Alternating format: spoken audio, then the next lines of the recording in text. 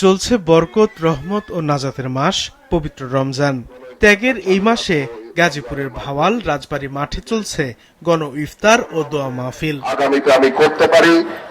শহীদ president Ziaur Rahman, সাবেক প্রধানমন্ত্রী বেগম খালেদা জিয়া, প্রয়াত অধ্যাপক এম এ মান্নান ও নতুন প্রধানমন্ত্রী তারেক রহমানের জন্য দোয়া কামনায় এই আয়োজন করা হয়েছে।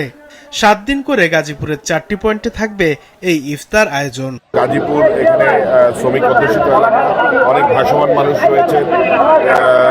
এখানে বাংলাদেশের প্রায় 64 জেলার মানুষই গাজীপুরে বসবাস করে।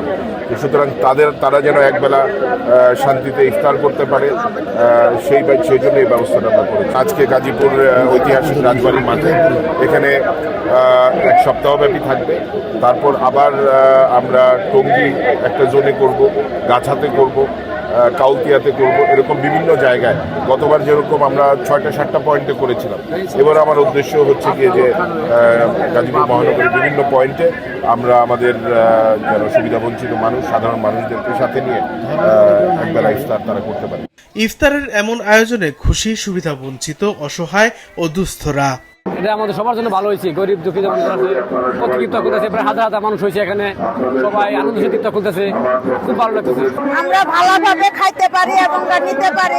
আগামীতেও গাজীপুরের সুবিধাবঞ্চিতদের জন্য এই ইফতার আয়োজন অব্যাহত থাকবে বলে জানান আয়োজকরা। মাছরাঙা নিউজ ডেস্ক।